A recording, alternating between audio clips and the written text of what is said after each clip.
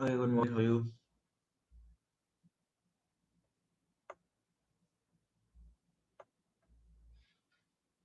हम्म, ठीक है। Last class में अपन क्या किए थे? होमवर्क कुछ था, राइट?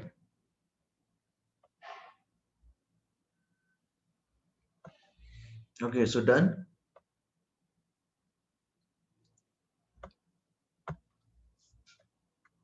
Homework done. इसमें कोई डाउट है? ठीक है, ठीक है, एक सेकंड।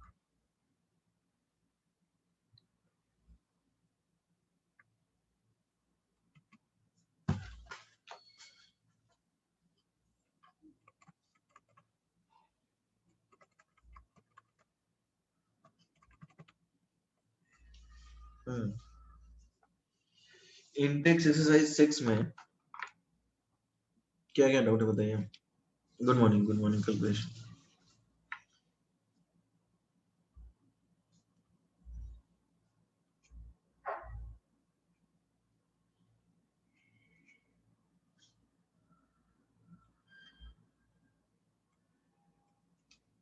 इंटेक्स एक्सरसाइज 6, चलिए स्टार्ट करते हैं।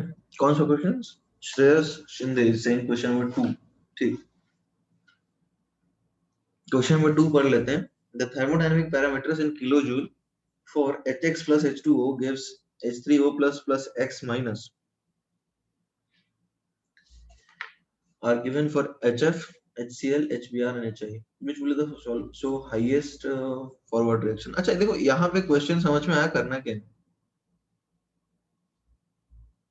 एवरीडी क्वेश्चन समझ में आया? आपके पास एक रिएक्शन है HX plus H2O, it will give you H3O plus plus X minus। यहाँ पे तीन अलग अलग कंपाउंड्स मतलब के लिए दिया हुआ है, HF,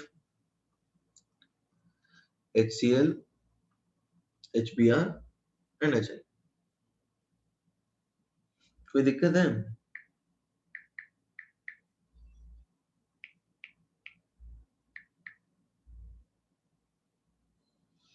तो अब जैसे अपने पास चार एसिड्स हैं, HX, HF, HCl, HBr और HI। इसमें पूछा गया है कि हाईएस्ट फॉरवर्ड रिएक्शन किसका होगा। ओके, तो देखो तुम्हें नहीं लगता है कि यहाँ पे फॉरवर्ड रिएक्शन हाईएस्ट बताने का कोई मतलब बनता नहीं है, क्योंकि डेल्टा जी तो दिया नहीं है। हर केस में डेल्टा जी जीरो ही है ना, तो इक्वल ही होना चाहिए। कुछ समझ में आ रहा है? नहीं आ रहा? ओके, ठीक है। चलो एक चीज मैं समझा देता हूँ, बहुत सारी चीजें यहाँ पे। डेल्टा जी नॉट क्या होता है? डेल्टा जी नॉट होता है delta H not minus E delta S not. Is that clear? इसको लिखते हैं माइनस आर टी लॉग ई के। ठीक है। अब डेल्टा जी नॉट जीरो है, यदि डेल्टा जी नॉट जीरो है तो इक्विलिब्रियम कांस्टेंट के क्या होता है बताओ? ये हो जाएगा 1। ऑब्वियसली 2.303 एक्सपेंड करेंगे इसको, तो इक्विलिब्रियम कांस्टेंट 1 होगा। Is that clear?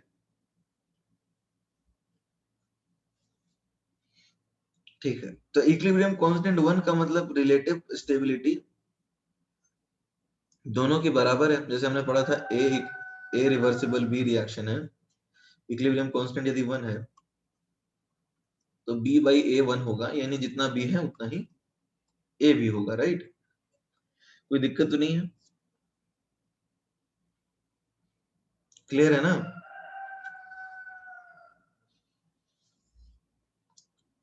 फाइन, अभी आगे बढ़ते हैं। थोड़ा स्क्रॉल कर ले नीचे।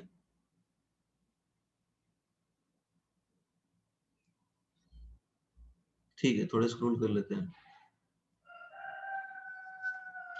अब मान लो डेल्टा जी नॉट नेगेटिव हुआ, डेल्टा जी नॉट नेगेटिव है, इस बार डेल्टा जी की बात अपन नहीं कर रहे हैं, डेल्टा जी नॉट की बात कर रहे हैं। तो डेल्टा जी नॉट नेगेटिव है, ये आता है 2.303 आर टी लॉग के की बेस 10। ठीक है, ये आता है 2.303 आर टी लॉग के की बेस 10। तो अब यदि ये पॉजिटिव है, इसका मतलब लॉग के ग्रेटर देन 1 है ना,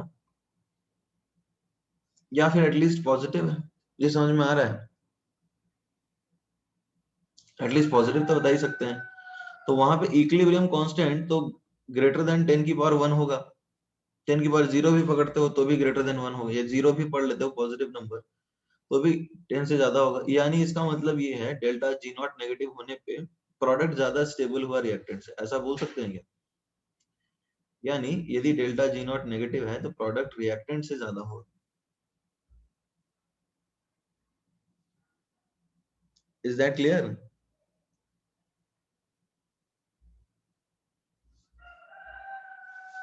everybody, is that clear or not? तो अब यहाँ पर लेकिन क्वेश्चन में पूछा क्या है, देखो इसमें पूछा है कि विच acid will show the forward reaction. तो क्वेश्चन में सिर्फ ये पूछा है आपसे कि कौन सा एसिड जो है वो फॉरवर्ड रिएक्शन दिखाएगा। तो फॉरवर्ड रिएक्शन वो ज्यादा दिखाएगा जिसका डेल्टा जी नॉट नेगेटिव है। Are we clear on this everybody? ऐसा नहीं पूछा है कि सबसे ज्यादा कौन दिखाएगा, ये पूछ रहा है कि फॉरवर्ड रिएक्शन कौन दिखाएगा ज्यादा। तो अब डेल्टा जी नॉट नेगेटिव किसके किसके लिए है? HCl के लिए है, HBr के लिए है और HI के लिए है। तो answer all four acids option D हुआ। Is that clear? या किसी को डाउट है इसमें तो बताओ।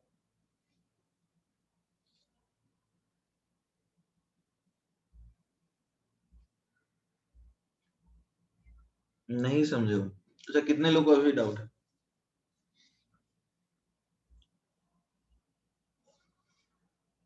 और कितने लोगों को समझ में आ गया?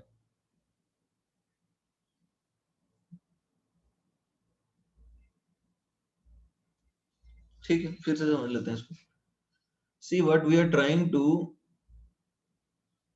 हाँ सारे डिसोसिएट्स होते हैं बिल्कुल।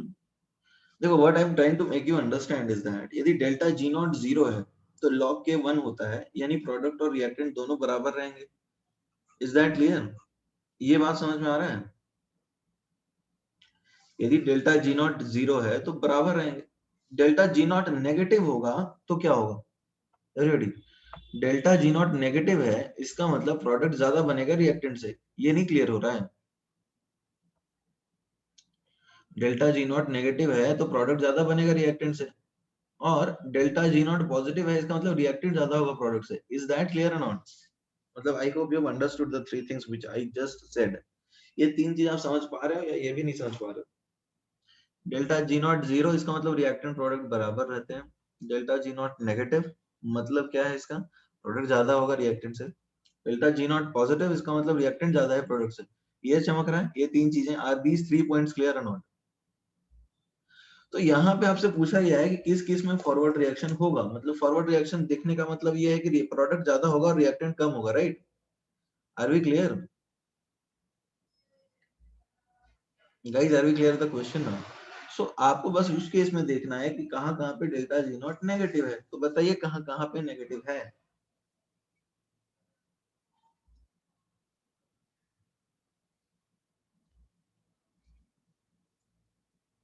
एवरीबॉडी कहाँ कहाँ पे नेगेटिव है बताइए।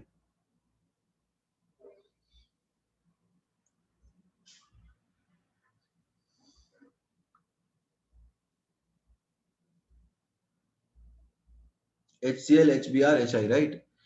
So that is your answer.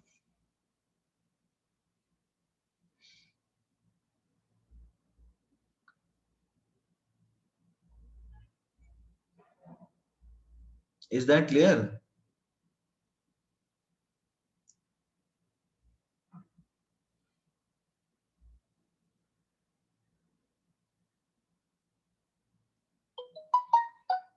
अब आगे बढ़े। ऑल फोर नहीं आएगा क्या? अरे HF के केस में तो पॉजिटिव दिया है ना, HF के केस में पॉजिटिव दिया है। तो अभी अच्छा, आंसर है only HF, only HI, HCl, HBr answer actually, हाँ आंसर यहाँ पे तो पंगा है। आंसर आएगा HCl, HBr, HI। All four acids नहीं आएगा, वो कोई ऑप्शन में ही नहीं है ना। टोटल 3 होना चाहिए वहां पे, ऑल 3 एसिड्स होना चाहिए। हाँ हाँ, ये पंगा है।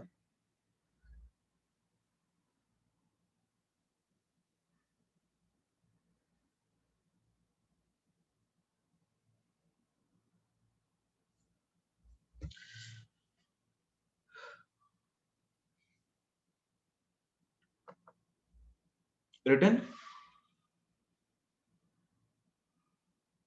But एक second, we'll talk about it. Suresh, you have also got a valid point. We'll talk about it. ठीक है, लिख लिया विश्वराज?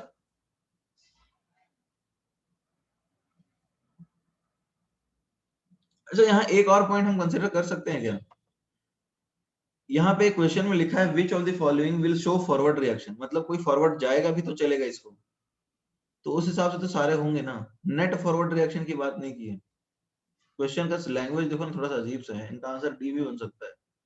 एवरीबॉडी, लिखा है ना कि विच acid will show forward reaction, समझ में आ रहा है? नेट फॉरवर्ड की बात भी नहीं की है, मोर फॉरवर्ड की बात भी नहीं की है, इसने सिर्फ पूछा है कि फॉरवर्ड रिएक्शन कौन सा शो करे। ये भी लैंग्वेज अजीब गरीब तरीके से पूछा जा रहा है। तो फॉरवर्ड रिएक्शन तो सारे ही शो करेंगे ना, यदि डेल्टा जी नॉट पॉजिटिव भी है तो भी करेगा शो, कम बनेगा प्रोडक्ट लेकिन बनेगा तो ना। ठीक है, आंसर 4 ही होगा। एक्चुअली लैंग्वेज कुछ अजीब तरीके से पूछ दिया इन्होंने। नेट फॉरवर्ड पूछते हैं, ऐसे तो नहीं पूछते हैं कि कौन सा फॉरवर्ड शो करेगा, पूछने का तरीका थोड़ा सा अजीब है। तो आंसर 4 ही होगा, ऑल 4 एसिड्स होगा, क्योंकि समझ रहे हो ना, फॉरवर्ड शो तो करेगा ना, कम जाएगा प्रोडक्ट में बट बनेगा तो थोड़ा बहुत। पूछा है कि कौन सा फॉरवर्ड शो करेगा, तो फिर तो सारे ही करें। ओके एवरीबॉडी, अभी क्लियर है नहीं है? आंसर डी जो है ना, एक तरह से ठीक है, गलत नहीं है। एसिड है तो फॉरवर्ड रिएक्शन शो करेंगे। नेट मतलब हम लोग ये बात कर रहे थे कि कौन ज्यादा फॉरवर्ड जाएगा, कौन कम फॉरवर्ड जाएगा, लेकिन फॉरवर्ड जाएगा तो सही। इसने सिर्फ पूछा है कि फॉरवर्ड जाएगा या नहीं। समझ में आ रहा है क्वेश्चन एवरीबॉडी? एच का कैसा? अरे एच का पॉजिटिव है डेल्टा जी नॉट, इसका मतलब क्या है? पॉजिटिव डेल्टा जी नॉट का मतलब यदि ए बी है तो ए ज्यादा होगा, B by A less than 1 होगा, राइट?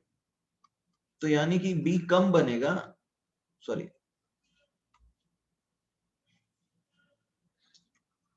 लेस देन 1 है ना ये। जैसे एक रिएक्शन है ए बी, अब इक्विलिब्रियम कांस्टेंट लेस देन 1 है, बी बाई ए, ठीक है? तो इक्विलिब्रियम कांस्टेंट लेस देन 1 का मतलब क्या होगा बताओ everybody? Equilibrium constant less than 1 का मतलब क्या हुआ, नहीं बताओगे? अरे इसका मतलब यही है कि बी कम होगा और ए ज्यादा होगा, यानी प्रोडक्ट बी कम बनेगा, बट जाएगा तो सही यार, अभी भी नहीं चमक रहा है। क्वेश्चन पूछा है कि फॉरवर्ड रिएक्शन जाएगा या नहीं जाएगा, तो कुछ तो बनेगा।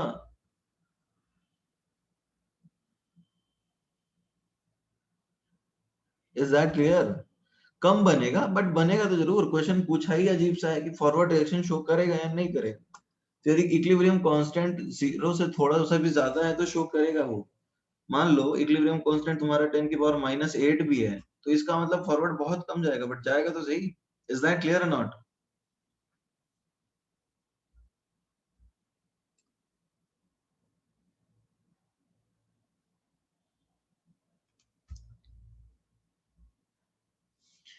Okay, next question.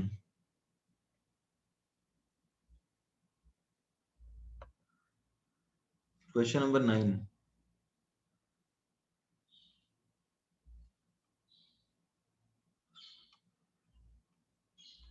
क्वेश्चन 9 क्या है? 9 के पहले सारे कर लिए थे हमने एवरीडी? 9 के पहले सारे कर लिए थे,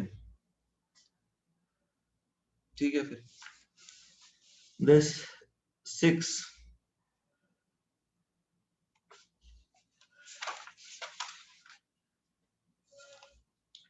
in an irreversible process taking place at constant temperature and pressure in which PV work is being done, the change in Gibbs energy dG and change in entropy ds satisfy the criteria। देखो, एक reaction है, लिखा है कि एक irreversible process है, तो irreversible process तो अपने आप होता है, right everybody? Is that clear? Irreversible process तो अपने आप होता है, तो खुद सोचो, चेंज इन इंट्रोपी क्या मतलब गिब्स फ्री एनर्जी क्या होना चाहिए, डीजी क्या होना चाहिए, डीजी क्या होना चाहिए बताइए? डीजी तो पॉजिटिव होना चाहिए या नेगेटिव होना चाहिए? नेगेटिव होना चाहिए। और देखो, डीजी हम लोग जानते हैं होता है VDP minus S D T, right? VDP minus S D T. Is that clear? याद आ रहा है कुछ? हमने ये पढ़ा था ना। तो अब एस डी टी वाला टर्म देखो, अब खुद सोचो, यहाँ पर लिखा है सब केसेस में लिखा है कांस्टेंट वॉल्यूम, तो कांस्टेंट वॉल्यूम पे ऑब्वियसली, और दूसरी चीज क्या लिखे हैं, एस वी यू, ठीक है। तो कांस्टेंट वॉल्यूम है, तो एक तरह से खुद सोचो, जब ये नेगेटिव होना चाहिए तो ये वाला टर्म पॉजिटिव होना चाहिए क्या? पॉजिटिव होना चाहिए या नहीं होना चाहिए? मतलब देख लो, खुद ही सोचो। डेल्टा जी को नेगेटिव कब होगा? जब ये पॉजिटिव होगा। तो ये फेवर कब करेगा? जब पॉजिटिव होगा। या ऐसे भी सोचो, कोई दिक्कत नहीं है, delta G delta H minus T delta H, तो टी तो हमेशा पॉजिटिव होता है, तो ये नेगेटिव होगा, मतलब ये यदि पॉजिटिव होगा तो इसको नेगेटिव होने में ये मदद करेगा। आगे बढ़ सकते हैं सिद्धेश? अब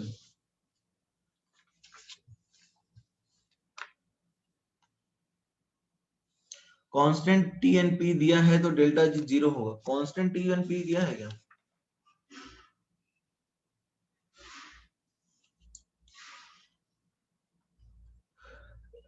कांस्टेंट टी एन पी देखो, इरिवर्सिबल प्रोसेस है, टेम्परेचर और प्रेशर दोनों कांस्टेंट दिए हुए हैं, तो भी जीरो नहीं होगा, क्योंकि यहाँ पे देखो ना, ये भी तो एक टर्म है, दूसरा रिलेशन तो हम ऐसे भी डिफाइन करते हैं ना, ये तो तब हम देखते हैं जब टेम्परेचर वेरिएशन देखना है, इस टर्म से भी तुम देख सकते हो, ये तो एक अलग कंडीशन पे हम देखते हैं ना।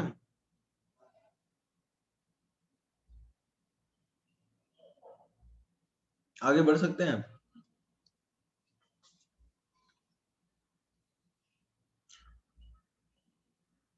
कमिंग टू क्वेश्चन 9,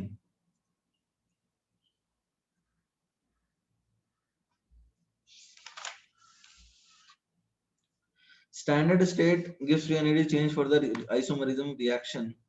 देखो तुम्हारे पास एक है रिएक्शन सिस 2 पेंटीन। एक्चुअली ये क्वेश्चन कहाँ का है पता है? ये क्वेश्चन इक्विलिब्रियम का है। ट्रांस 2 पेंटीन, इसका डेल्टा जी नॉट जो है,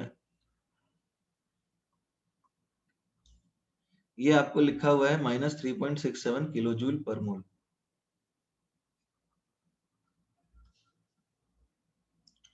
अब यदि तुम ट्रांस 2 पेंटीन और डाल रहे हो, राइट, क्वेश्चन है कि if more trans 2 pentene is added,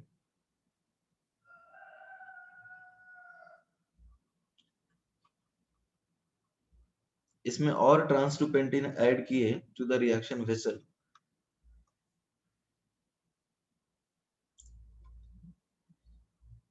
तो क्या होगा? ठीक है, यदि और ट्रांस 2 पेंटीन ऐड किए तो क्या होगा? तो ये क्वेश्चन कहाँ का है, समझ में आ रहा है? ये एक्चुअली प्रॉपर इक्विलिब्रियम का क्वेश्चन है। देखो बेसिकली होता क्या है, मान लो इसके मोल्स इक्विलिब्रियम पे ए थे और इसके बी थे, तो इसके इक्विलिब्रियम कांस्टेंट क्या बनेगा? बी बाई ए। अब एक कॉन्सेप्ट होता है ली चैटेलियर्स प्रिंसिपल, उसी में बताएंगे ज्यादा सही रहेगा, अभी समझाना मुश्किल है, इससे एक्सप्लेन होगा ये।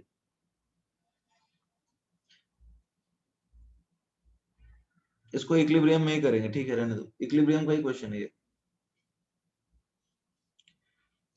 और बताओ कुछ, ये केमिकल इक्विलिब्रियम का क्वेश्चन है। नेक्स्ट बताइए, और कुछ क्वेश्चन है? ठीक है, तो आगे बढ़ जाते हैं। ये जो है प्रॉपर केमिकल इक्विलिब्रियम का क्वेश्चन है, क्वेश्चन इजी है काफी, बट एक्चुअली इक्विलिब्रियम का है। चलो ठीक है, आगे बढ़ते हैं। हाँ, अनम्यूट करो।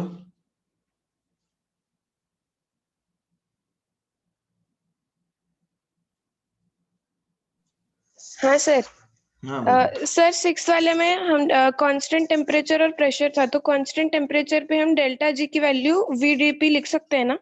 हाँ, वीडीपी, और प्रेशर भी कांस्टेंट है तो डीपी जीरो होगा, तो डेल्टा जी जीरो होना चाहिए ना? डेल्टा जी जीरो होना चाहिए। एक्चुअली डेल्टा जी देखो अलग अलग कंडीशंस पे हम लिखते हैं, पहले तो कांस्टेंट प्रेशर पे एंथैल्पी भी डिफाइन होता है, DG is also written as, let's say delta G को ऐसे भी लिखते हैं ना, minus T delta S universe, delta G system को। हेलो। हाँ सर। हाँ।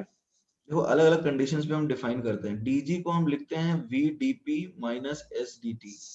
तो ये तो हम इसलिए करते हैं ताकि हम डीजी का अलग अलग कंडीशंस पे वेरिएशन देख सके। ठीक है, एक जनरल केस तो हम ये भी लिखते हैं कि delta G system is minus T delta S total. ठीक है, हाँ अब एक जनरल इरिवर्सिबल प्रोसेस को हमें डिफाइन करना है। ठीक है, एक जनरल इरिवर्सिबल प्रोसेस को हमें डिफाइन करना है, तो इरिवर्सिबल प्रोसेस में डेल्टा एस टोटल तो पॉजिटिव होगा, तो हम ये यूज करेंगे ना। यहाँ पर तो हम ये वेरिएशन देखने के लिए यूज करते हैं इसको। हाँ सर, समझा सर। ठीक है ना, ये तो हम वेरिएशन हाँ डिफाइन करने के लिए यूज करते हैं। हाँ हाँ, ठीक, समझा sir, thank you sir.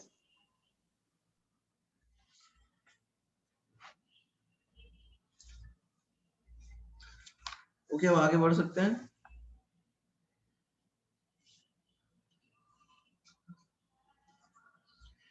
Everybody आगे बढ़ सकते हैं। लास्ट क्लास में हमने कहां तक किया था?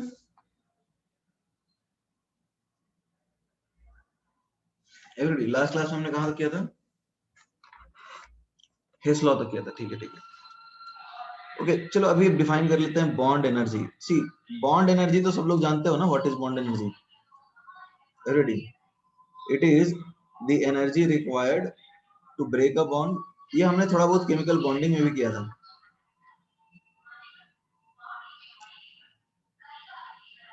अब देखो बॉन्ड एनर्जी दो तरह का होता है, एक होता है सिंपल बॉन्ड एनर्जी और एक होता है average bond energy.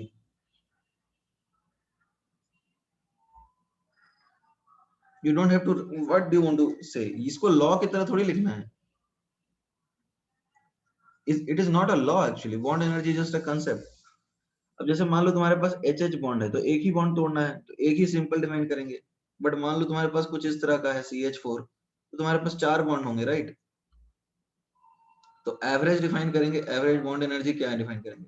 Bond energy one plus bond energy two से लेकर के bond energy four divided by चार बॉन्ड फोर। ये अपन पहले भी कर चुके हैं, राइट? केमिकल बॉन्डिंग में याद आ रहा है, हमने डिफाइन किया था वहां पर भी। Is that clear or not? तो इसको भी लिख लीजिए, write it down.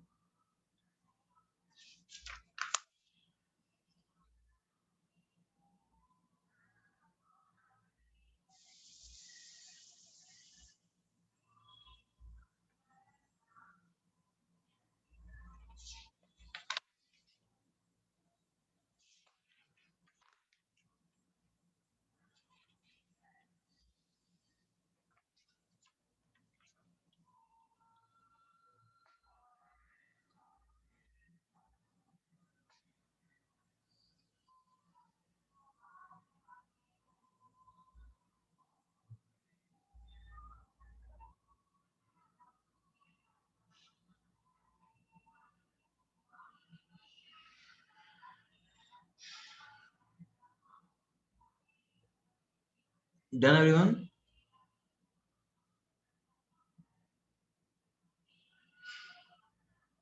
Okay,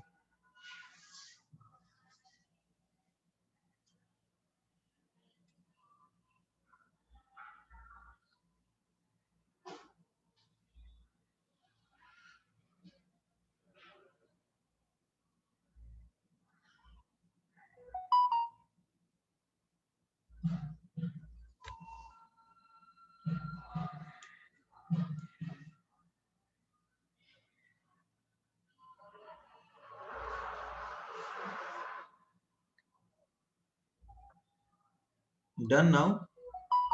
okay, see, तो अब जैसे छोटे छोटे क्वेश्चन हम कर सकते हैं।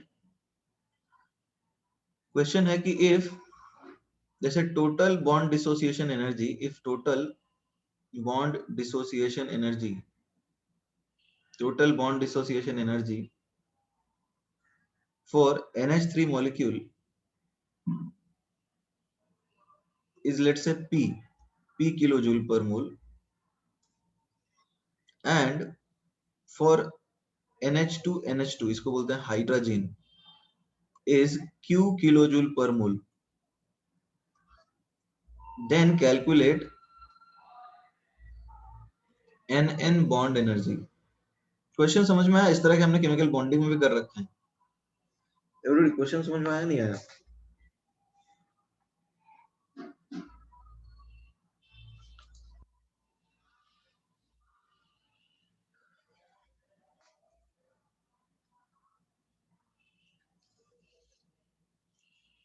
एवरीबॉडी क्वेश्चन समझ में आया?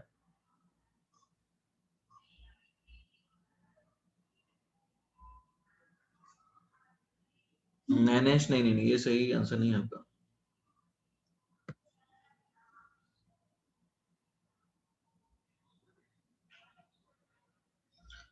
नैनेश नहीं, सही है, सही है तुम्हारा आंसर। ठीक है, सही है। हाँ, Bhavesh, you also given the correct answer. Prathamesh given the correct answer. चलो ठीक है, बाकी लोगों को भी कर लेना दो। Shreyas also, your answer is also fine.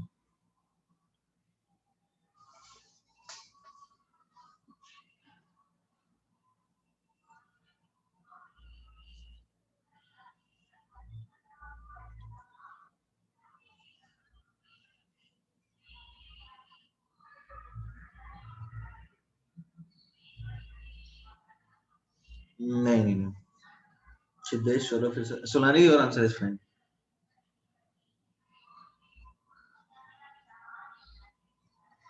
अच्छा जरा समझो, बहुत सारे लोगों ने तो आंसर किया है, इट्स वेरी गुड। NH3 में एक्चुअली में क्या करना है? सबसे पहले ऐसे टूटेगा बॉन्ड,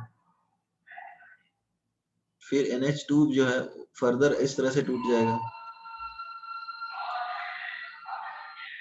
फिर इस तरह से टूट जाएगा, राइट? तो ओवरऑल जो एनर्जी लगेगा that is BD1 plus BD2 plus BD3। इसमें कोई दिक्कत है क्या? यही ना? तो अब इसका जो टोटल P है वो NH बॉन्ड एनर्जी का थ्राइस होगा। तो एक्चुअली में आपका NH बॉन्ड एनर्जी Q/3 आया। कोई दिक्कत है? Everybody, is that clear?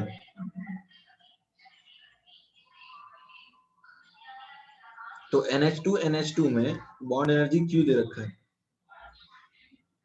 तो Q जो आएगा वो आएगा 4P plus NN bond energy, right? Is that clear?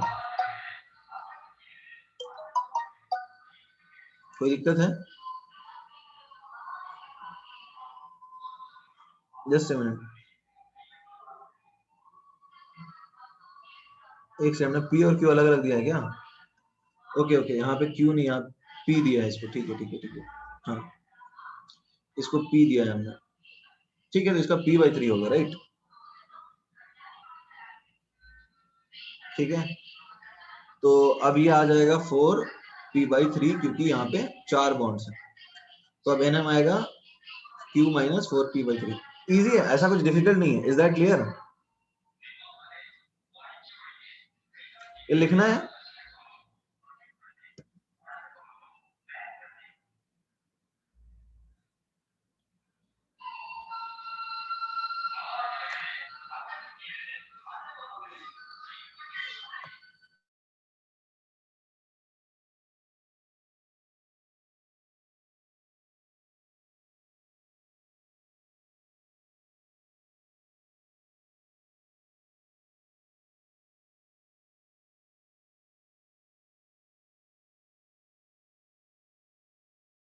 Okay, see it is easy actually, tension लेने वाली बात नहीं है। देखो यहाँ पे NH3 में 3 NH बॉन्ड है, ये ठीक है सलोनी?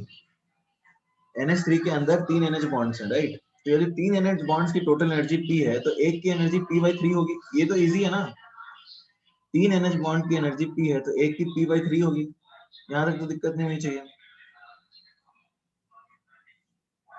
तो अब जब हम यहाँ पर समझ गए हैं कि एक की एनर्जी P/3 है, तो इसमें देखो NH बॉन्ड 4 है, तो अब ये Q जो है it is 4P/3 plus NN bond की एनर्जी। तो NN बॉन्ड की एनर्जी अब हमने ऐसे निकाल ली। Is it now clear? Siddhesh, तुम्हें क्लियर हुआ?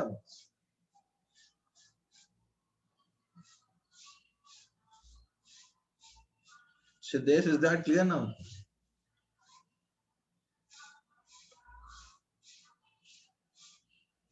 Siddhesh,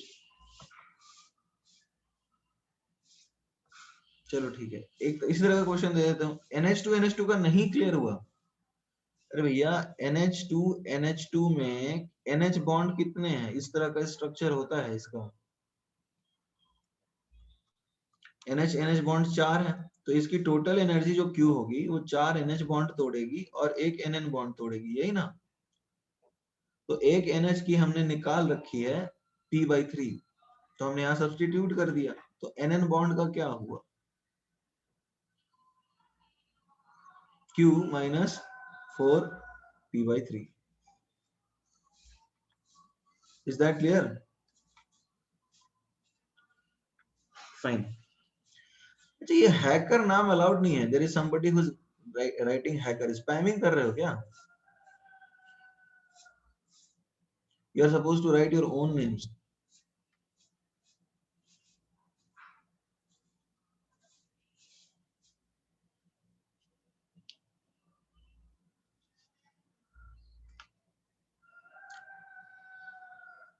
is that clear? Fine. तो should I give you more questions or can we proceed further? देखो मान लो इसी तरह से तुम्हें दे दिया, if total energy, total bond, total energy required for dissociation of CH4 is equal to X, and for, let's say you have C2H6, it is Y, then calculate average CC bond energy, carbon carbon bond energy in C2H6. अरे if it is you hacker, तो then you are supposed to write your name. This is not allowed actually. Spamming थोड़ी कर सकते, तुम्हें अपना नाम रखना पड़ेगा यहाँ पे।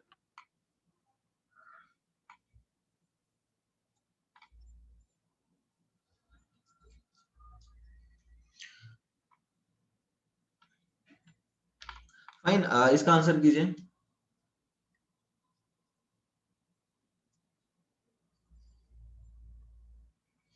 ठीक है, वेरी गुड। अरे एवरेज बोला है, एवरेज एवरेज।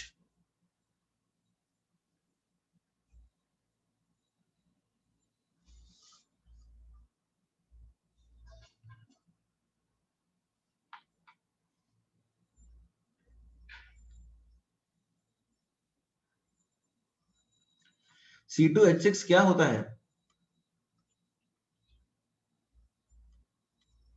ये होता है C2H6। इसमें तो खैर एक ही बॉन्ड है, तो कोई मतलब भी नहीं है इसका एवरेज का। C3H8 दे देते तो फिर कोई बात बनती। यूज कुछ नहीं है अभी एवरेज का। यदि तीन मतलब एटलीस्ट दो होंगे ना तो देखना, जैसे मान लो तुमको इसके लिए, चलो इसी क्वेश्चन में एक और मॉडिफाई कर देते हैं। पहले इसको कर लो, एवरेज मतलब एक से, जैसे C3H8 टाइप होता है तो उसमें एवरेज मीनिंगफुल होती कुछ।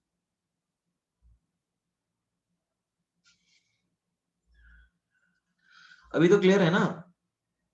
देखो CH4 के 4 बॉन्ड, जैसे CH4 को कंप्लीटली C+4H में कन्वर्ट करने में लग रहा है 4x, तो यहाँ होगा 4x प्लस CC बॉन्ड। अब देखो 4x लग रहा है, तो 4x यदि 4 CH के लिए है, और you can say sorry x यदि 4 CH बॉन्ड के लिए है, तो CH बॉन्ड की एनर्जी x/4 हो गई। Is that clear? Everybody, is that clear? तो x/4 यहाँ पर क्लियर हो गया, तो x/4 क्लियर हो गया इस बार। तो इस बार कितने बॉन्ड्स हैं कार्बन के हाइड्रोजन के साथ, बताओ? 6 ना? Is that clear? So this is given, this is y, right? ये y आपको दिया हुआ है, तो CC बॉन्ड एनर्जी क्या आई? y minus 6/4x। क्लियर है, डाउट है?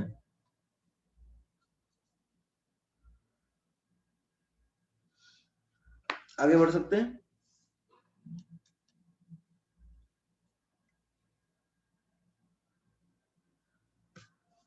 ओके।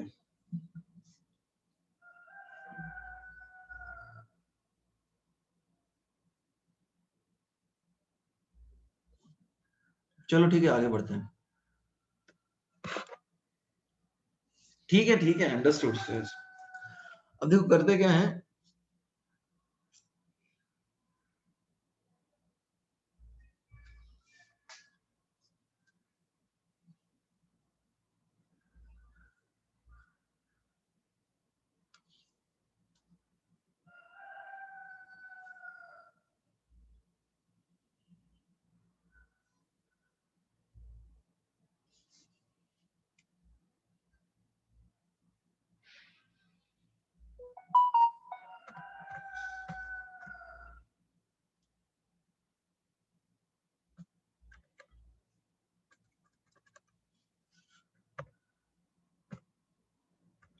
हैकर चला गया खुद ही, अभी नहीं है।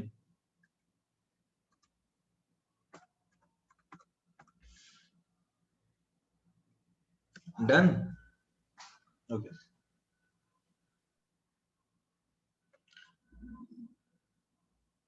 फाइन। सो सी अभी आगे थोड़ा सा बढ़ जाते हैं अपन। अब देखो कैलकुलेट करते हैं, calculation of delta H.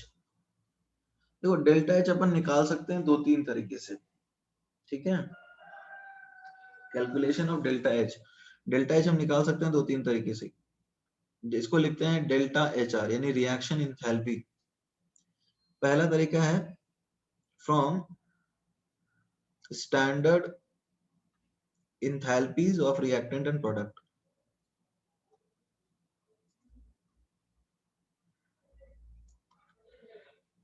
Reactant और प्रोडक्ट के स्टैंडर्ड इंथैल्पीज से कैसे देखते हैं। देखो ये बड़ी आसान सी चीज है, this is something we have been doing in the past also. जैसे ये इस तरफ हम लिखते हैं एंथैल्पी, और इस तरफ हम लिखते हैं प्रोग्रेस ऑफ रिएक्शन, ठीक है। तो यदि अपने पास कुछ इस तरह का रिएक्शन है, A plus B give C plus D, ठीक है। तो ए और बी अपने रिएक्टेंट है, सी और डी अपने प्रोडक्ट है। तो क्या होगा बताओ, डेल्टा एच क्या आएगा? तो मुझे लगता है summation enthalpy of formation for product minus summation enthalpy of formation for reactant. ये समझ में आया? अरे टोटल प्रोडक्ट की एनर्जी माइनस टोटल रिएक्टेंट की एनर्जी, स्टेट फंक्शन, ये तो हम करते आए हैं ना। तो C H C not plus D H D not minus A H A not. Not का मतलब है स्टैंडर्ड कंडीशंस पे निकाल रहे हैं और कुछ नहीं। Is that clear?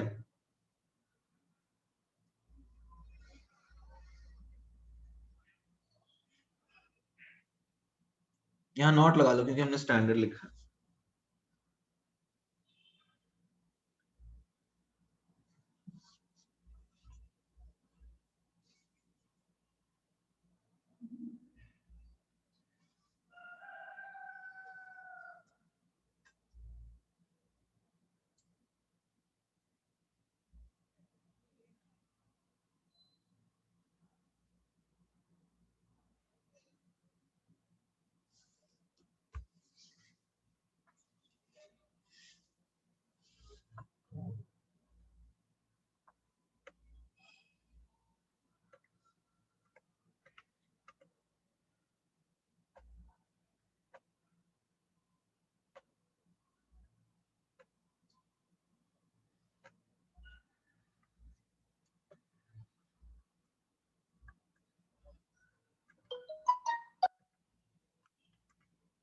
Return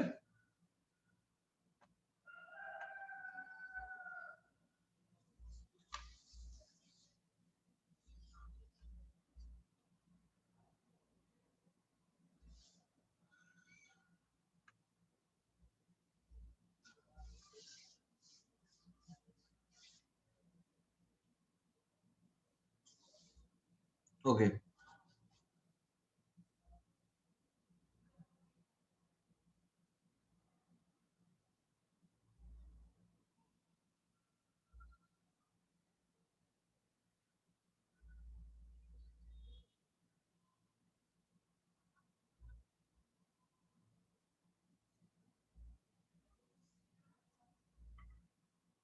fine. तो देखो इसका सिंपल सा यूज क्या है, जैसे मान लो तुम्हारे पास एक क्वेश्चन है, जैसे N2 plus 3H2 forms NH3। ठीक है, अब यदि इसका मोलर एंथैल्पी A, इसका B और इसका C दे रखा है, ठीक है, this is standard, these are standard enthalpies for 1 mole. ठीक है, ये A, B और C जो दे रखा है 1 मोल का है, तो इस रिएक्शन का डेल्टा H कैसे डिफाइन करोगे? 2C minus 3B minus A। Is that clear? Everybody, is that clear or not? अरे ये तो बड़ा आसान है, इसमें तो बोल ही सकते हो ना, समझ में आया नहीं आया?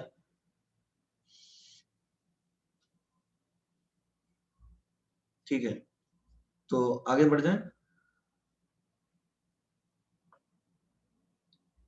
ओके, तो एक तो हमने देखा इंथैल्पी फॉर्मेशन से, दूसरा तरीका भी है, रुक जाऊं? ओके, ठीक है, I am going back.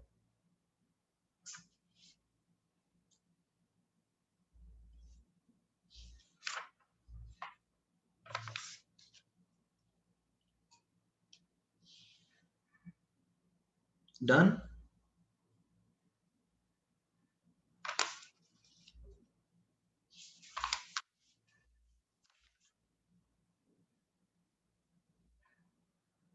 Okay, तो देखो नेक्स्ट चीज क्या है, what is the next thing to be done? Next चीज है फ्रॉम बॉन्ड डिसोसिएशन एनर्जीज। अच्छा, मान लो सारे बॉन्ड्स के बॉन्ड डिसोसिएशन एनर्जीज दिए हुए हैं, तो क्या हम रिएक्शन एंथैल्पी निकाल सकते हैं? रेडी, मान लो H2 का O2 का ये रिएक्शन है, ठीक है, और H2O बन रहा है लेट से गैस फेज में। ठीक है, देखो बॉन्ड डिसोसिएशन जब हम डिफाइन करते हैं तो गैस फेज में डिफाइन करते हैं, क्योंकि वहां पर रिलेटिवली आसान होता है। तो अब मान लो तुम्हारे पास H2O2 दिया हुआ है और H2O दिया हुआ है, तो इसका x मोल होता है, x किलोजूल पर मोल HH बॉन्ड के लिए आपको दे रखा है। HH बॉन्ड एंथैल्पी दे रखी है, OO बॉन्ड एंथैल्पी दे रखी है y, और OH बॉन्ड एंथैल्पी ये आपको दे रखी है OH बॉन्ड एंथैल्पी z। तो क्या हम इस रिएक्शन का रिएक्शन एंथैल्पी निकाल सकते हैं? ये समझ में आ रहा है? Can we calculate reaction enthalpy? कैसे करें, कुछ आइडिया लग रहा है?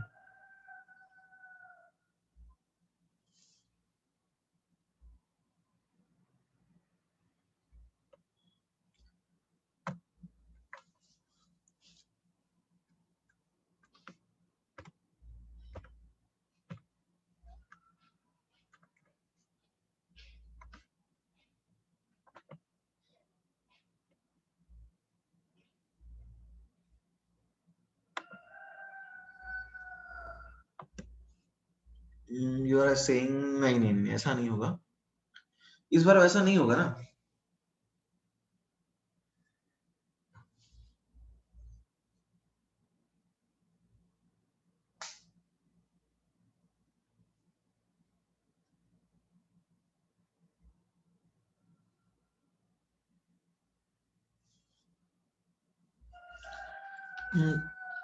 Shreyas and Aditya, are you sure? मतलब यही कैसे आएगा, जरा सोचो, ये सेम नहीं आएगा इस बार।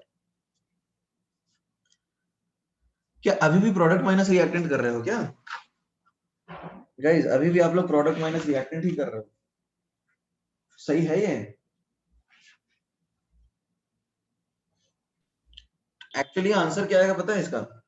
एक्चुअली अभी प्रोडक्ट माइनस रिएक्टेंट कर रहे हो ना, वो गलत है। अभी आएगा x plus Y by two minus 2z। ये समझ में आया क्या? वैसे मैं समझाऊंगा, but are you able to see why is this coming? x plus y by 2 minus 2z. Does it give you a clarity on how are we getting this? Okay, first, ठीक है फिर। एक्चुअली जरा सोचो, product जब बनता है तो कैसे बनता है? हम ऐसा बोल सकते हैं क्या कि प्रोडक्ट बनने की जो एनर्जी है वो रिएक्टेंट के बॉन्ड तोड़ने के बराबर होगी? देखो प्रोडक्ट बनता है ना, तो रिएक्टेंट के बॉन्ड टूटते हैं, तो अब enthalpy of formation of product जो है that is equal to bond dissociation energy of reactant. Is that clear? Enthalpy देखो पिछले बार, चलो ठीक है ये लिख लिया, can I scroll down a bit? Okay fine. So देखो बेसिकली अपन पहली चीज जो सीख रहे हैं वो ये है कि जब प्रोडक्ट बनता है तो रिएक्टेंट के बॉन्ड टूटते हैं, right? I think everybody is convinced on this. Note the point, ये आपको लिखना है, Siddhesh you can write this if you interested to. जब प्रोडक्ट बनता है तो रिएक्टेंट के बॉन्ड टूटते हैं, यही हमने किया था ना, समेशन प्रोडक्ट फॉर्मेशन का product minus summation formation reactant का। तो अब ये प्रोडक्ट को बनने में और ये रिएक्टेंट के बनने में तो होता क्या है, बॉन्ड्स टूटते हैं रिएक्टेंट के, फिर प्रोडक्ट बनता है। तो ऐसा हम सोचें कि ए से अपन बी बना रहे हैं, तो अब क्या होगा, सबसे पहले ए के बॉन्ड तोड़ने के लिए एनर्जी लगेगी, राइट। हम ऐसा समझते हैं ना, ए का बॉन्ड टूटेगा फिर बी का बॉन्ड बनेगा, ठीक है। तो ए के बॉन्ड टूटने में जो एनर्जी लगेगी रिएक्टेंट की, वो तो सिग्मा बीडीआर, ये तो एंडोथर्मिक होगी। Is that clear? ये स्टेप तो लगेगी ना सबको, इस बात पे तो सब लोग कन्विंस्ड हो। और दूसरा क्या है, प्रोडक्ट जब बनेगा, जब बी बनेगा तो एनर्जी रिलीज होगी, इस ये तुम्हें समझ में आ रहा है? जब प्रोडक्ट फाइनली बनेगा तो एनर्जी रिलीज होगी, ठीक है। और इतना एनर्जी कितनी रिलीज होगी, जितना तोड़ने में लगेगी उसका माइनस ना। ये समझ में आया या नहीं आया? एनर्जी रिलीज कितनी होगी, जितने तोड़ने में लगी उसका माइनस, तो sigma BD reactant minus sigma BD product. ये चमका है या नहीं? देखो, रिएक्टेंट के बॉन्ड टूटेंगे और प्रोडक्ट के बॉन्ड बनेंगे। Is that clear? जैसे समझने के लिए एग्जांपल बहुत सारे हो सकते हैं। मान लो तुम घूम रहे हो अपने दोस्त के साथ, तुम्हारा दोस्त है, जैसे राम और श्याम दोस्त है, मस्त मेले में घूमने गए, ठीक है। तो अब क्या हुआ, राम की दोस्ती किसी और से करनी है, तभी तो रिएक्शन होता है ना, पुराने बॉन्ड टूट के नए बन जाते हैं। Is that clear guys? Are we clear on this? अरे हाँ ना, कुछ तो बोलो। तो अब क्या है, पुराना बॉन्ड टूटेगा, जैसे राम और श्याम की दोस्ती थी, तो राम और श्याम की दोस्ती, मान लो दोस्त है ना भाई, दुश्मन नहीं है, दोस्त है, राइट। तो अब इस प्रोसेस में एनर्जी लगेगी। Is that clear? अब राम जो है सपोज सोहन से दोस्ती करने वाला है। Is that clear? राम जो है वो सोहन से दोस्ती करने वाला है। तो अब सोहन के साथ जो उसकी दोस्ती होगी, उस अब तो नई दोस्ती बनी ना, तो अब तो वो एक्सोथर्मिक स्टेप होगी। तो उस एक्सोथर्मिक स्टेप में एनर्जी रिलीज कितनी हो, जितना उनको अलग करने में लगेगा उसका माइनस। Is that clear? अभी क्लियर हुआ या नहीं हुआ? अरे हाँ या ना, कुछ तो बोलो। पहले समझने की कोशिश करो कि बेसिकली हमने किया क्या है। बेसिकली पहले प्रोसेस में बॉन्ड तोड़ा है, राइट। तो बॉन्ड तोड़ने में जो एनर्जी लगा, ठीक है, फिर बॉन्ड बनेगा तो एनर्जी रिलीज भी तो होगा ना, क्योंकि पुराने बॉन्ड टूट के नए बन रहे हैं, तो टूटने में एनर्जी लग रहा है, बट जो नए बॉन्ड बन रहा है उसमें एनर्जी रिलीज हो रहा है। तो कितना एनर्जी रिलीज होगा, जो नए बॉन्ड को तोड़ने में लगेगा उसका माइनस। Is that clear? अब बताओ, रिएक्शन एंडोथर्मिक कब होगी? रिएक्शन एंडोथर्मिक तब होगी जब नए वाला बॉन्ड जो है वो तो रिलेटिवली कमजोर हो। Is that clear?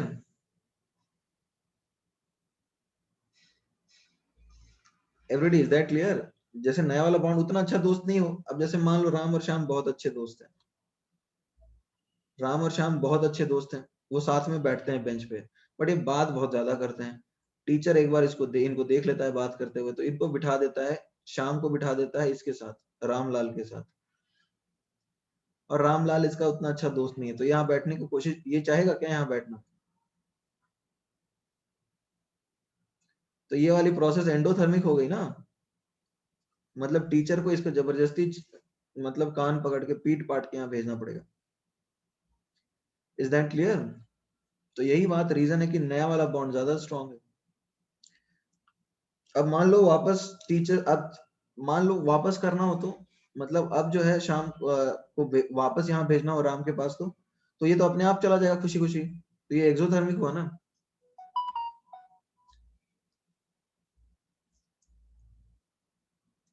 BD reactant minus BD product ही तो समझा रहा हूँ यार। Is that clear?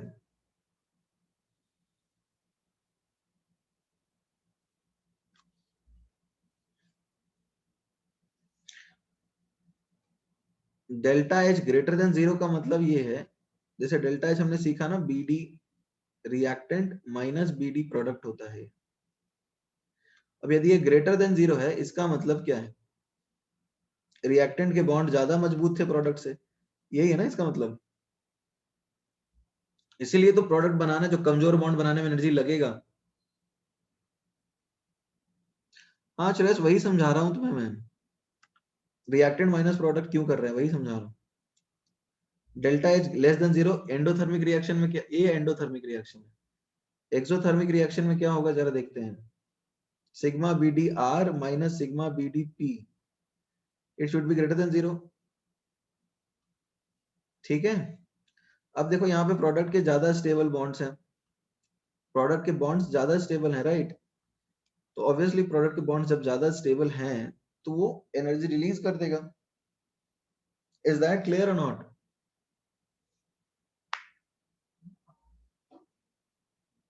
Everybody, is that clear or not?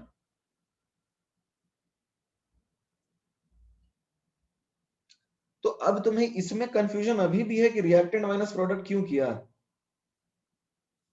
ये कितने लोगों को अभी भी कंफ्यूजन है कि रिएक्टेंट माइनस प्रोडक्ट क्यों किया? तुम क्या चाहते हो, प्रोडक्ट माइनस रिएक्टेंट करें?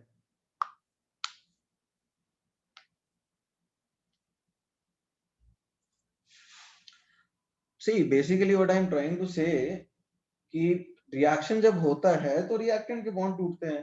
तो तुम इसको हेस लॉ में दो स्टेप चीज मान के चलो ना, कि पहले बॉन्ड टूटेगा रिएक्टेंट का, फिर बॉन्ड बनेगा प्रोडक्ट का। इज दैट क्लियर या इज इट स्टिल कंफ्यूजन? जैसे एक श्याम, जैसे राम जो था अपना पुराना दोस्त को भूल के नया दोस्त बना रहा है। Is that clear or not?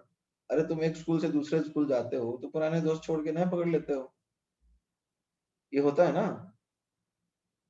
Is that clear? So consider it a two step process. तो पहले स्टेप में जो पहला बॉन्ड टूटा रिएक्टेंट का, तो उसमें एंडोथर्मिक हुआ, तो उसको हम पॉजिटिव ही लिखेंगे ना, because this is what is happening, right. तो अब suppose x amount of energy is being used in breaking reactant bonds, तो x लिखेंगे। दूसरे स्टेज में बॉन्ड प्रोडक्ट का बन रहा है, तो जब प्रोडक्ट का बॉन्ड बन रहा है तो ये एनर्जी रिलीज करेगा। Is that still confusion? ये दो स्टेप है ना। Is that clear?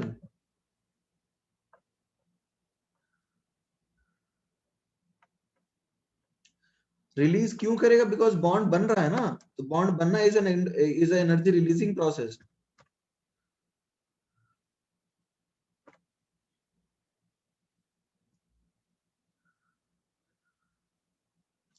अरे बॉन्ड बनेगा तो एनर्जी रिलीज होगा। बॉन्ड बनना का मतलब क्या है? एनर्जी स्टेबलाइज करना ही तो एनर्जी कम करने का प्रोसेस होता है ना, केमिकल बॉन्ड।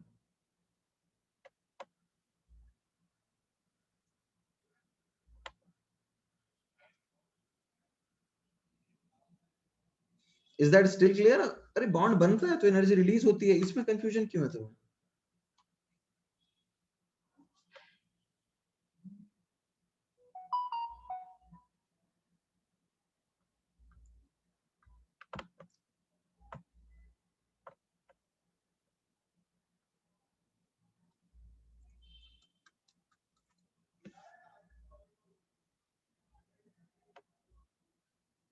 अभी भी ज्यादा नहीं समझे तो यार क्या एग्जांपल दूं फिर, बताओ।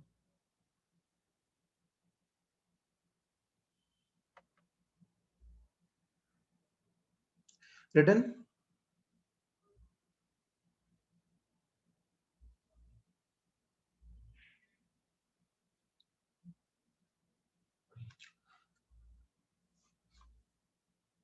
अरे भाई सीधा सा केस है, जैसे एक क्वेश्चन दिया था N2 reacts with 3H2 forms 2NH3। तो इसमें हो क्या रहा है, पहले स्टेप में इसके बॉन्ड टूट रहे हैं। स्टेप 1 क्या है बताओ? Dissociation of reactants. रिएक्शन होता ही यही है ना। दूसरा स्टेप क्या हो रहा है? Formation of product. और कुछ होता है क्या रिएक्शन में? अब ये तो देखो डेल्टा एच, चूंकि एंथैल्पी एक स्टेट फंक्शन है, तो हम अलग अलग स्टेप से भी जाते हैं तो कोई फर्क तो नहीं पड़ेगा ना। Is that clear? Enthalpy, as we know, is a state function, so we can choose any method, right? It won't make any difference. यहाँ तक clear है?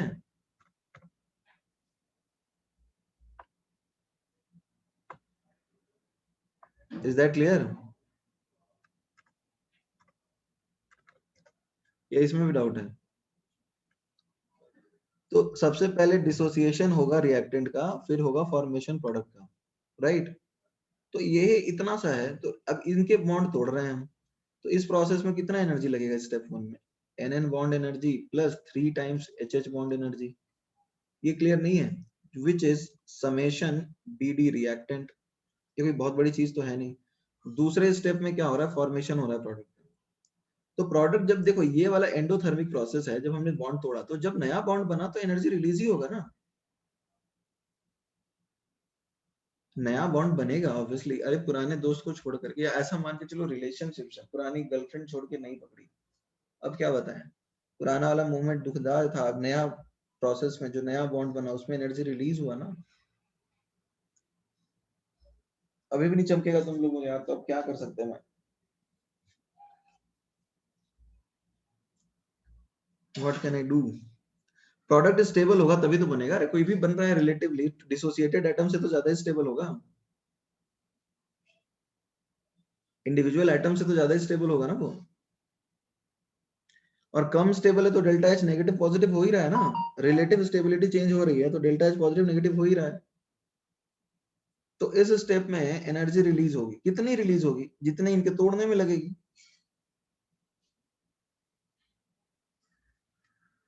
तो ये हो जाएगा तुम्हारा सिग्मा बी डी प्रोडक्ट। तो अब डेल्टा एच क्या है, sigma B D reactant minus sigma B D product. अभी भी क्लियर नहीं है,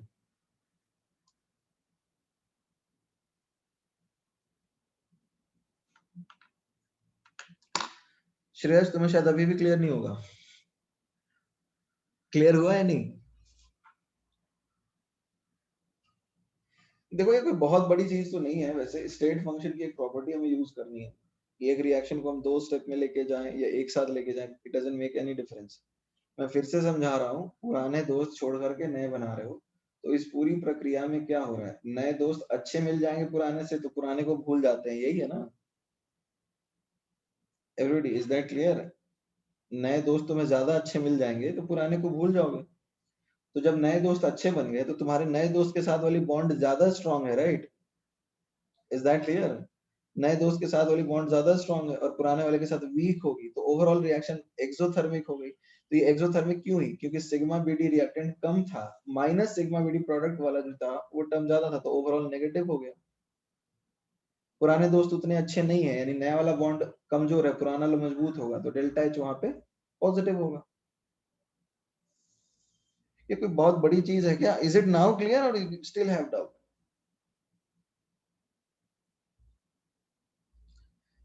और यदि दोनों बॉन्ड एक जैसे हैं तो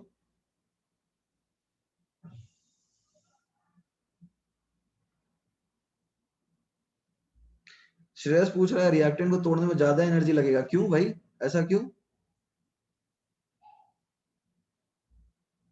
ये अलग ही थ्योरी बनाता है अपनी, ये थोड़ा बताओ कैसे सोच रहे हो तुम।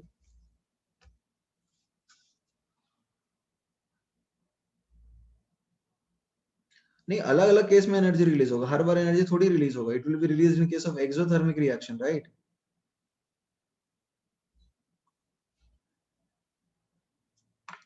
It will be release in case of exothermic reaction.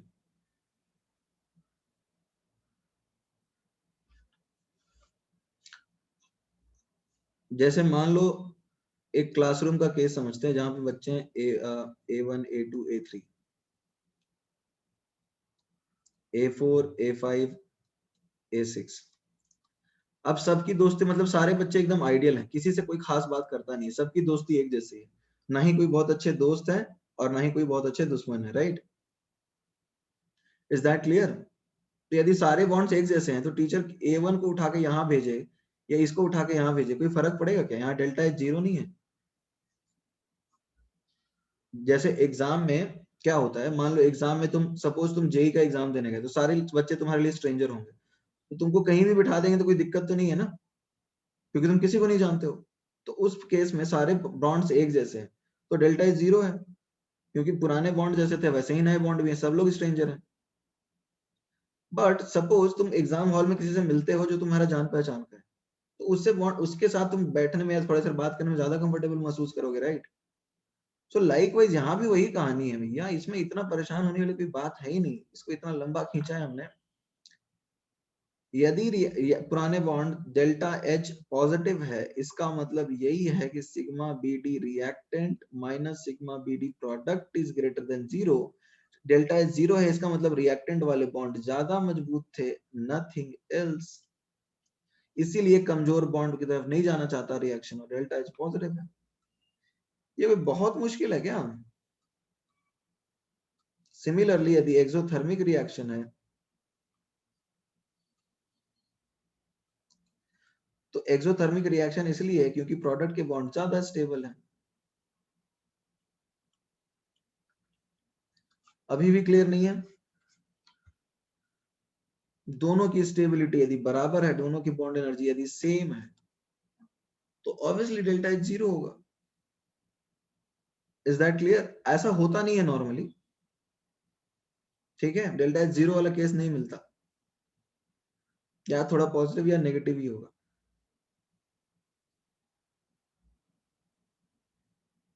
अरे अभी भी क्लियर नहीं है क्या?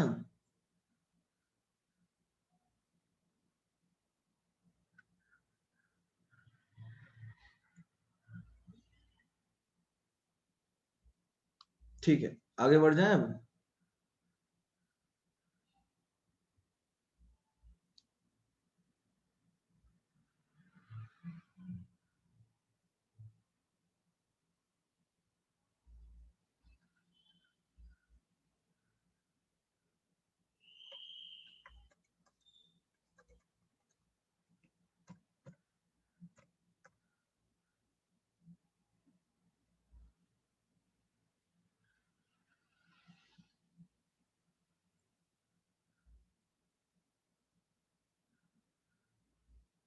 फाइन, तो अब छोटा सा क्वेश्चन है कि जैसे SO2 plus half O2 forms SO3, तो S डबल बॉन्ड का एनर्जी जो है it is X, oxygen oxygen का एनर्जी है Y, ठीक है? तो ओवरऑल रिएक्शन बताइए, calculate reaction enthalpy.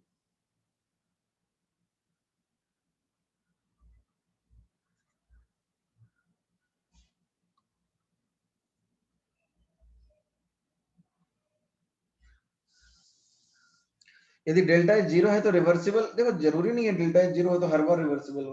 Delta H zero बहुत कम केसेस में होता है। डेल्टा एच जीरो का मतलब है रिएक्टेंट और प्रोडक्ट की एनर्जी ओवरऑल सेम ही है। ये एक रेयर एग्जांपल है, मिलता नहीं है ये।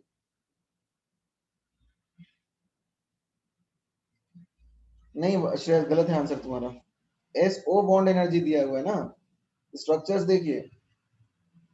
SO2 में सल्फर ऑक्सीजन के डबल बॉन्ड दो होते हैं, 2x प्लस y/2। हाँ सोनाली, और answer is fine, good. Sonali has answered correctly, Sonali Gaekwad.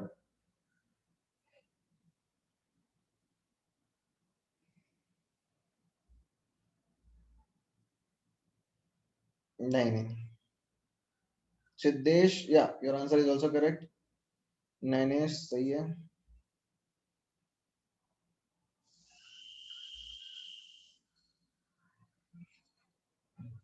चलो ठीक है, बहुत लोगों ने सही आंसर दिया है। Bhavesh, your answer is also fine. देखो SO2 में क्या होता है, ये O2 में होता है ये, और SO3 में तो ये होता है ना। तो SO बॉन्ड एनर्जी x दिया है, तो 2x प्लस y/2 ये हो गया sigma BD reactant, minus 3y ये होगा ना, -3x, sorry XX। Is that clear? तो ये आएगा तुम्हारा डेल्टा H, और ये y/2 माइनस x आएगा। श्रेयस तुमने यही बताया था क्या सिंप्लीफाई करके?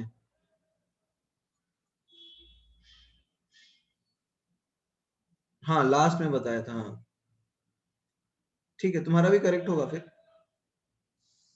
y/2 माइनस x से ये सिंप्लीफाई होकर यही आ रहा है। ज्यादातर बच्चों ने ये बताया था, तो ये तो ठीक है, इसको डायरेक्टली ऐसे ही लिखना है इक्वेशन में। ठीक है, जिन्होंने ये बताया था आपका आंसर सही है।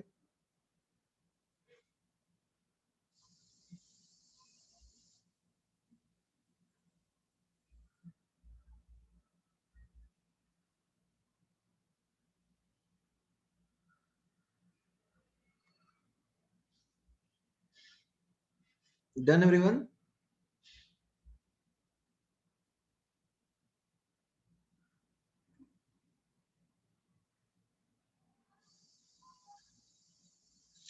एक और दे दूं क्वेश्चन करने को? चलो ठीक है, ये क्वेश्चन है, क्वेश्चन बड़ा सिंपल सा है। क्वेश्चन है सपोज H2O प्लस, या H2O नहीं देता हूँ मैं, ऐसा दे देता हूँ कुछ,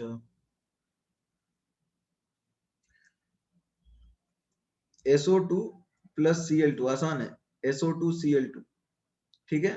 स्ट्रक्चर्स आपको पता ही है, SO2 Cl2 कुछ इस तरह का हो जाएगा, ठीक है। SO बॉन्ड एनर्जी आपको X दे रखी है, Cl बॉन्ड एनर्जी आपको Y दे रखी है, ठीक है, और SCl बॉन्ड एनर्जी आपको Z दे रखी है, तो कैलकुलेट हो जाएगा ना।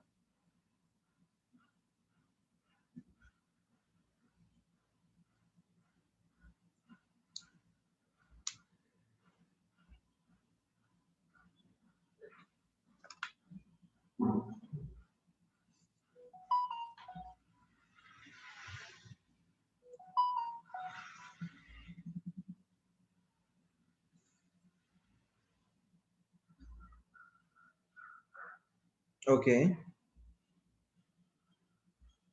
Siddhesh is saying zero, zero आएगा क्या?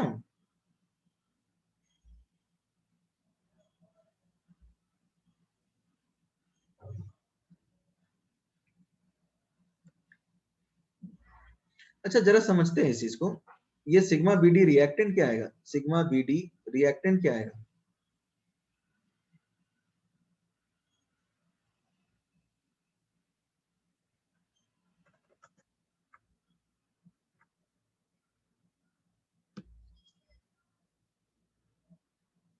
Sigma BD reactant will be 2x plus y, right, and sigma BD product क्या आएगा, it will be 2x plus, देखो यहाँ पे क्या है 2z, क्लियर है, तो सब्ट्रैक्ट कर दो, तो 2x plus y minus 2x minus 2z, clear है, इज दैट क्लियर? तो अभी क्या आया, y माइनस 2z, आसान तो है, क्लियर है ना।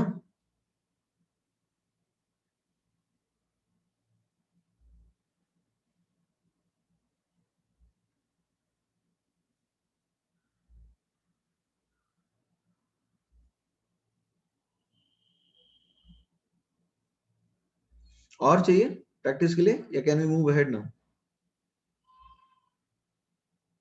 और चाहिए प्रैक्टिस के लिए, ठीक है, एक कर लो फिर, CH4 plus let's say O2 give CO2 plus 2H2O।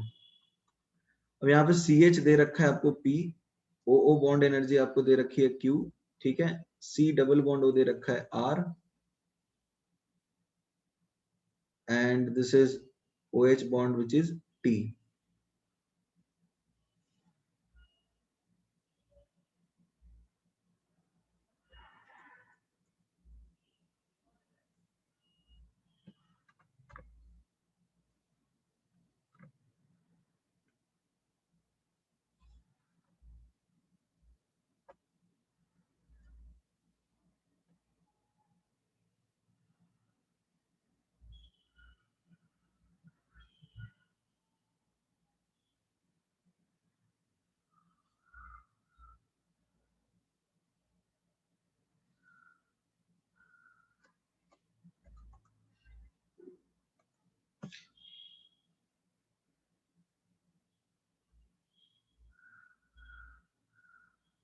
Done,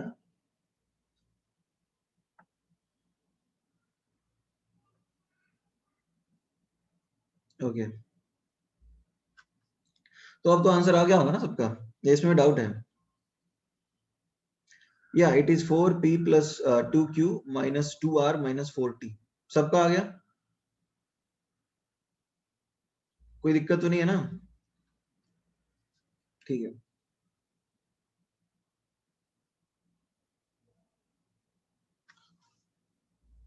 एक क्वेश्चन और दे देता हूं मैं, सी, क्वेश्चन यही देता हूँ, थोड़ा आसान ही रहेगा तुम्हारे लिए।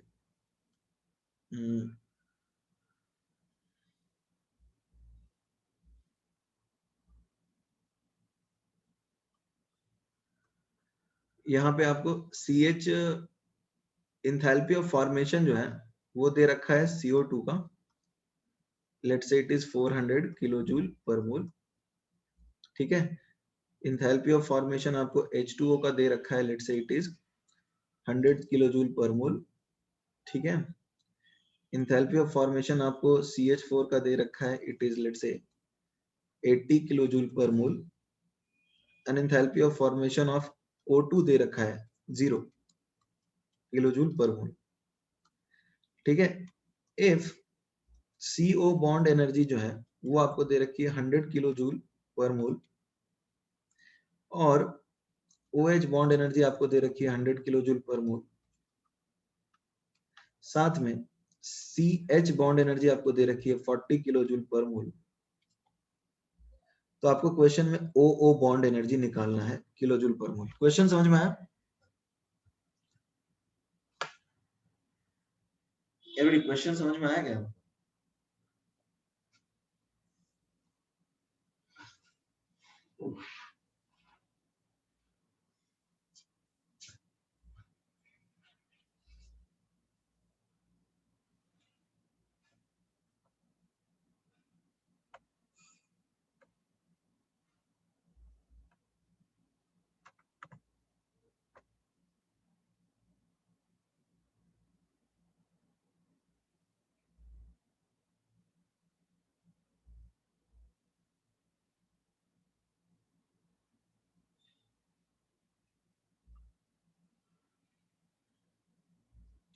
ये कौन है भाई, पागल वागल लड़का है क्या?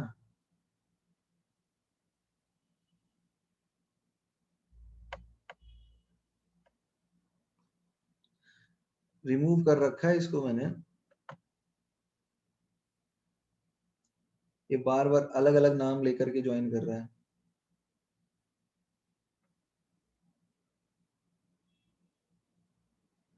रिपोर्ट तो कर ही देंगे।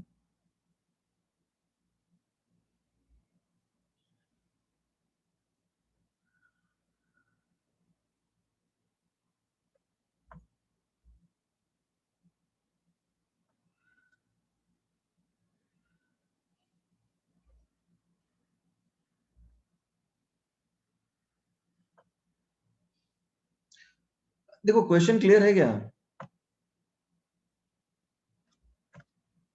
क्वेश्चन में आपको बेसिकली पहले जो इन्फॉर्मेशन दिया है ना उससे डेल्टा एच निकालना है और उसका यूज करके फिर ये निकालना है। मतलब ये देखो एक्चुअली मेंस लेवल का क्वेश्चन हो गया। इस तरह के क्वेश्चंस मेंस में कॉमन है।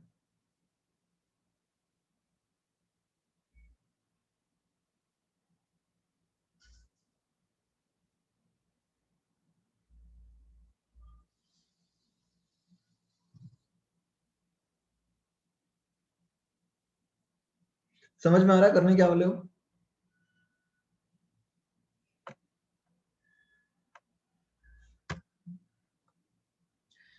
देखो पहले आपको डेल्टा एच निकालना है क्वेश्चन में।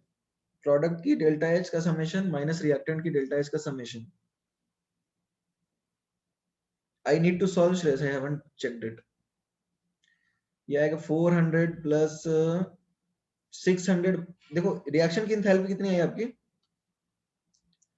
एवरीबॉडी? रिएक्शन की एंथैल्पी कितनी आएगी? ये आया 400 प्लस 200 माइनस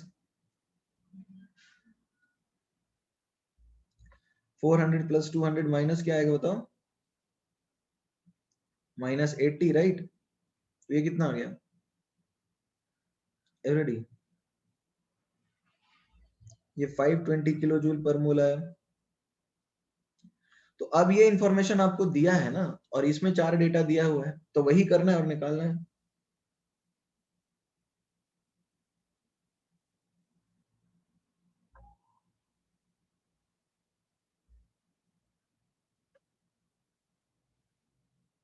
अभी ठीक है?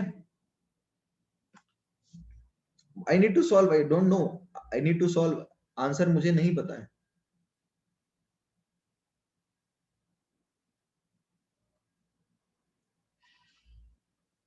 ठीक है, तो अब ये आएगा 4 इंटू 40 माइनस 2 OO बॉन्ड लिख लेता हूं मैं यहाँ पे। प्लस सॉरी 200 कैसे आयुष, यहाँ पे 200 दिया है ना, दो देखो H2O के दो मॉलिक्यूल्स है, पर मोल 100, तो दो के लिए 200 होगा ना, ये पर मोल 100 है तो दो के लिए 200 होगा।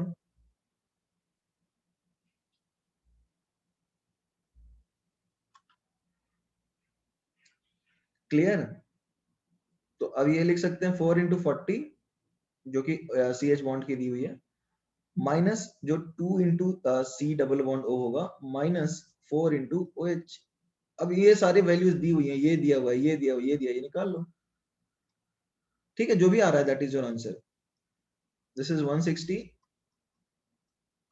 और CO कितना दे रखा है, देखो एक बार CO कितना दिया है ऊपर में, CO कितना दे रखा है आपको क्वेश्चन में, 200। हाँ तो ये 200 हो जाएगा, और OH कितना दे रखा है, OH कितना दे रखा है, OH आपको दे रखा है 100, तो ये हो जाएगा -400।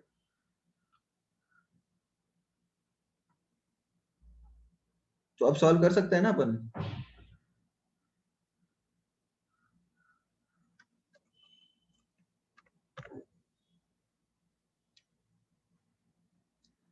हाँ जो भी आया answer that is fine, I just want you to understand the approach, is that clear? जो भी आ रहा आंसर आपका वही होगा।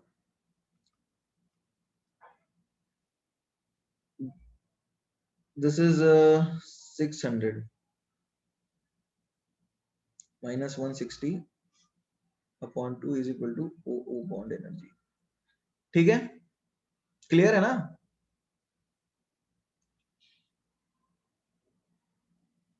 ऊपर वाला क्वेश्चन का आंसर है,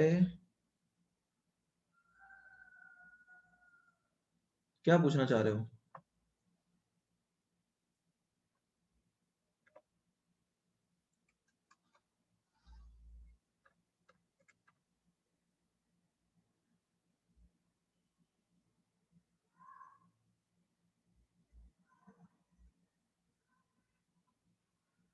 -520 आएगा ना आंसर ऊपर। कौन से केस की, मतलब दोनों तो सेम ही क्वेश्चन है Aditya, they are same questions, I just want you to understand the process, nothing else.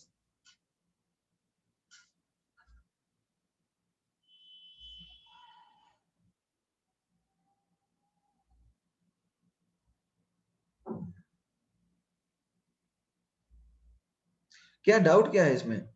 Product minus reactant किया, अरे तो हमने प्रोडक्ट माइनस रिएक्टेंट जो किया है वो फॉर्मेशन के लिए किया है, जरा देखो, ये तो हमने फॉर्मेशन के लिए किया ना, ये तो हमने निकाला है फॉर्मेशन के लिए। देखो बेसिकली आदित्य, तुम्हें दो चीजें समझनी है, ये सारी चीजें दी हुई हैं वो फॉर्मेशन के लिए हैं, तो इसके लिए तो डेल्टा एच हम फॉर्मेशन के लिए लिखेंगे, तो प्रोडक्ट माइनस रिएक्टेंट ही लिखेंगे, राइट? हाँ वही मैं समझा रहा हूँ, ये फॉर्मेशन दिया है, और नीचे जब हम डिसोसिएशन के लिए यूज करेंगे तो रिएक्टेंट माइनस प्रोडक्ट लिखेंगे। वही तो मैं दो बार से समझा रहा था कि जब हम फॉर्मेशन के टर्म्स में लिखते हैं then we write product minus reactant, and when we write in terms of dissociations of reactant product तब हम रिएक्टेंट माइनस प्रोडक्ट लिखते हैं। यही चीज तो मैंने कहा था कि अब ये मेंस लेवल का क्वेश्चन हो गया है, क्योंकि हमने दोनों चीजें एक साथ दे दी है। अभी भी क्लियर नहीं है क्या?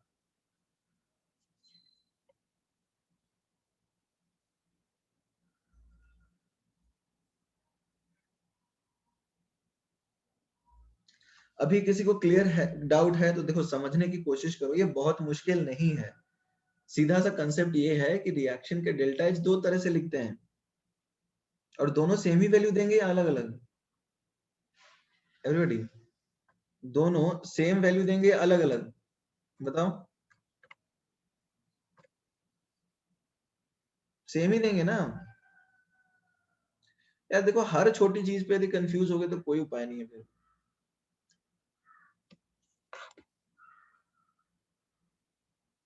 डेल्टा एच ही है ये, डेल्टा एच रिएक्शन का होता है summation formation of product minus summation formation of reactant. दूसरा तरीका है bond dissociation reactant minus bond dissociation product. Are we clear? ये दोनों सेम ही चीजें हैं, अलग अलग नहीं है। ठीक है, डाउट है या इज इट क्लियर नाउ? इसमें किसी को कंफ्यूजन है तो बताओ। फाइन।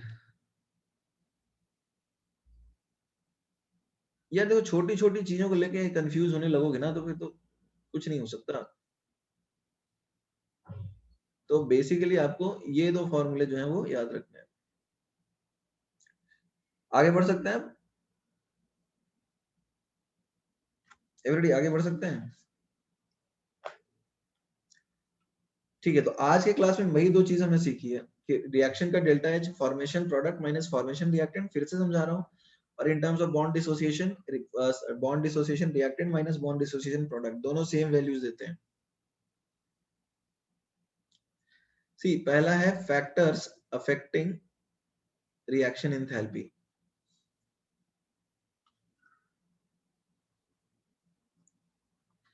देखो फैक्टर्स भी बहुत सारे होते हैं जो रिएक्शन एंथैल्पी को, आज 9:30 तक क्लास है क्या? चेक नहीं किया मैंने, आज 10 बजे तक नहीं है क्या? 9:30 तक है।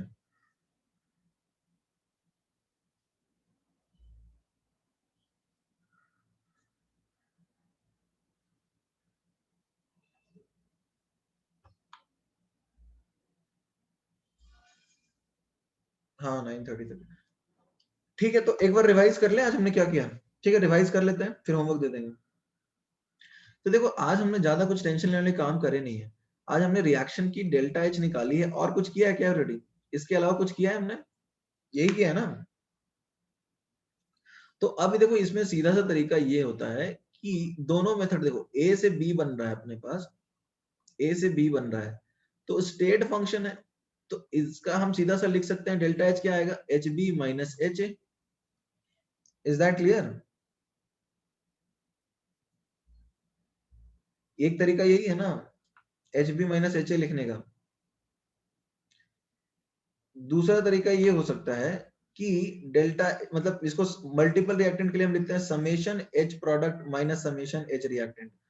दूसरा तरीका क्या है, बॉन्ड डिसोसिएशन की तरह में लिखेंगे कि ए से बी जब जा रहे हैं तो ए का बॉन्ड तोड़ रहे हैं सबसे पहले और बी का बॉन्ड बना रहे हैं।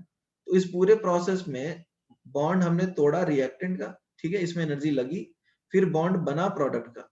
तो बॉन्ड बना तो कितना प्रोडक्ट का एनर्जी रिलीज हुआ, माइनस जितना तोड़ने में लगेगा। तो ये दो फॉर्मूले पढ़े हैं और कुछ नहीं। इसमें किसी को कंफ्यूजन है तो बताइए। किसी को कंफ्यूजन है? ठीक है, तो होमवर्क कहाँ से करेंगे? अच्छा एक्सरसाइज 1 में कहाँ तक दिया था आप लोग होमवर्क? एक्सरसाइज 1 में कहाँ तक हो गया था?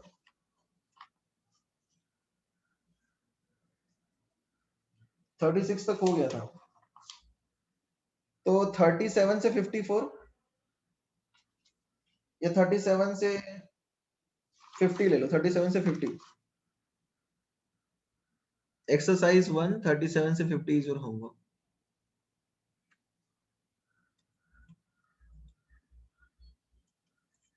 Exercise 1 37 to 50। ठीक है, क्लियर एवरीबॉडी? तो फिर से समझा दे रहा हूँ, रिएक्शन का डेल्टा एच दो तरीके से लिख सकते हैं, फॉर्मेशन प्रोडक्ट माइनस रिएक्टेंट, या फिर bond dissociation reactant minus bond dissociation product. ये बार बार मैं बोल रहा हूँ, ये बहुत इंपॉर्टेंट चीजें हैं। ये जो दो रिलेशंस है ना, इससे ही ज्यादातर क्वेश्चंस थर्मोकेमिस्ट्री के अंदर तुम्हें मिलेंगे। ठीक है, और ये बहुत बड़ी चीज नहीं है। ठीक है ना? चलो फिर goodbye, will meet in the next class.